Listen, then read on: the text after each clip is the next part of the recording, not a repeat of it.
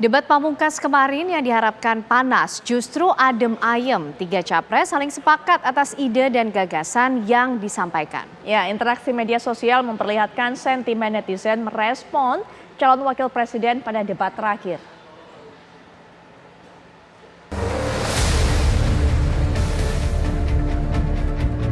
Debat pamungkas calon presiden 2024 yang berlangsung kemarin menuai kontroversi pemirsa.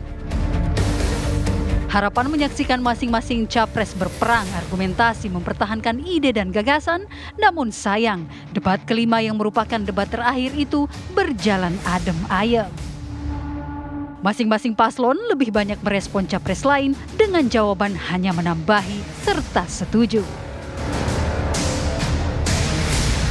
Berbeda dengan debat sebelumnya, debat calon presiden yang dilaksanakan pada tanggal 7 Januari 2024 lalu dengan tema pertahanan, ketahanan, keamanan, geopolitik, serta hubungan luar negeri menjadi debat terpanas Pilpres 2024. Calon presiden nomor urut 1, Anies Baswedan menyerang Prabowo atas kepemilikan tanahnya hingga panitia pun kerepotan dengan suasana gaduh yang ditimbulkan kedua capres. Sebelum saya menjawab pertanyaan itu, saya mengklarifikasi tadi data yang meleset. Maaf Pak Prabowo, angkanya terlalu kecil. Bukan 320 hektar, tapi 340.000 hektar. Saya klarifikasi. Kemudian itu pun salah. Melanjutkan.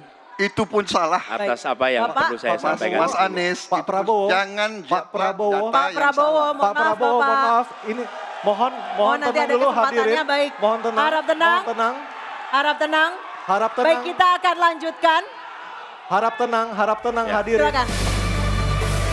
Tidak hanya itu, dalam debat capres ketiga tersebut, Prabowo yang juga menjabat sebagai Menteri Pertahanan diberi ranking rendah oleh capres yang menjadi rivalnya dalam kontestasi Pilpres 2024 tersebut. Ganjar memberikan nilai 5 untuk kinerja Menteri Pertahanan, sementara Anies memberikan ranking 11 dari angka 100. Berapa skor yang Bapak berikan atas kinerja Kementerian Pertahanan yang dipimpin oleh Bapak Prabowo? Silakan Pak Ganjar. Baik, masih ada waktunya Pak Anies? Cukup Pak Anies? Cukup. Baik, langsung saja kami persilakan Pak Ganjar untuk menjawab pertanyaan dari Pak Anies. Waktu Bapak 2 menit dimulai ketika berbicara, silakan. 5 juga. Saya punya datanya dan kemudian akan saya sampaikan. Karena itu menurut saya skornya justru di bawah 5 Mas Ganjar.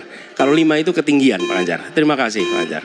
Baik, waktu habis Pak Anies. Pak Ganjar silakan jawab pertanyaan dari Pak Anies. Waktu Bapak 1 menit. Silakan Pak Ganjar. Mas Anies gak usah takut. Disebut aja angkanya berapa gitu loh. Kayak saya gitu loh. Jangan di bawah 5, sebut aja berapa. 11 Mas, dari 100.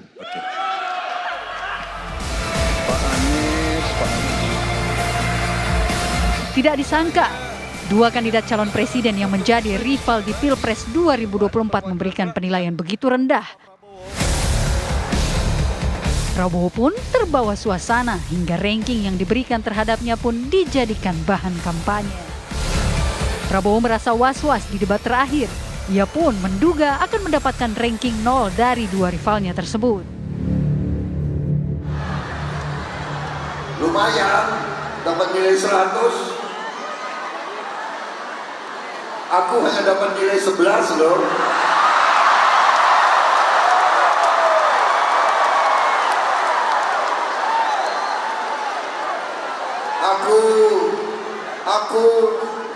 Aku was-was menghadapi debat tanggal 4. Kalau hari itu dikasih nilai 11, gak tahu hari ini nanti dikasih nilai berapa.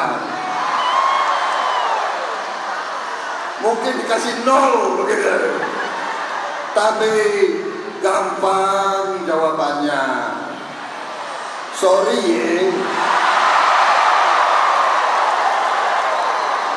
Emang gue pikirin. Emangnya lu siapa ya?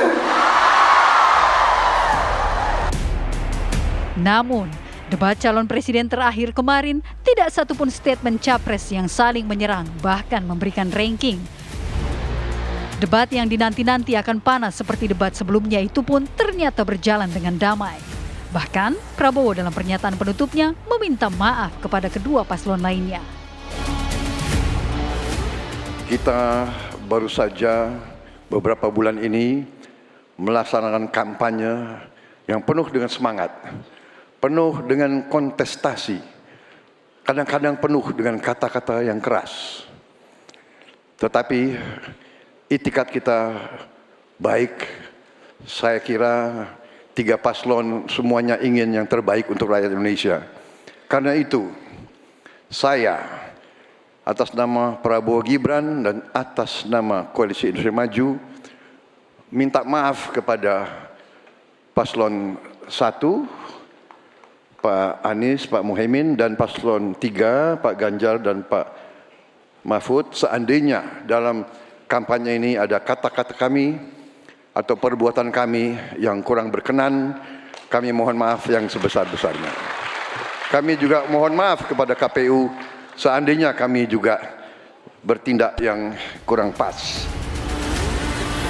Visi misi, jawaban serta tanggapan yang disampaikan oleh capres pun terlihat lebih banyak setuju dan saling mendukung antara masing-masing paslon. Pengamat media sosial Rustika Herlambang mengatakan sentimen masyarakat ataupun pemirsa debat terakhir yang diamati dari 5 platform media sosial seperti Twitter, Instagram, YouTube, TikTok hingga Facebook. Engagement atau interaksi dua arah pengguna sosial media merespon masing-masing paslon. Dari data yang diperoleh, pernyataan permohonan maaf Prabowo terhadap dua rivalnya itu membuat engagement negatif Prabowo menjadi rendah. Yang menarik adalah Pak Prabowo gitu. Prabowo tadi sentimen negatifnya tinggi banget. Tapi kalau kita lihat di engagementnya, dia engagement untuk sentimen negatif itu hanya 14%. Ganjar ada 10% sentimen negatifnya, Anies ada 20% sentimen negatifnya. Nah, kenapa hal itu bisa terjadi? Karena ternyata netizen, terutama TikTokers, dia merespons berbagai hal yang menurut dia tuh sangat menyentuh emosional ketimbang isu berat tentang debat. Jadi mereka menyatakan bahwa kenapa engagementnya Prabowo jadi sangat rendah sentimen negatifnya? Karena mereka bicara soal Prabowo yang humble, Prabowo yang merangkul, Prabowo yang minta maaf, padahal yang salah kubu yang lain. Nah, seperti itu. Terus kemudian kehadiran influencer itu adalah salah satu hal yang mendukung kenapa sentimen kepada Prabowo menjadi rendah. Baik. Tidak sekedar pernyataan masing-masing capres saja, tema-tema yang diangkat dalam debat pamungkas kemarin pun terlihat pergerakannya. Masyarakat antusias untuk menantikan Presiden 2024 mendatang. Tim TV One mengabarkan.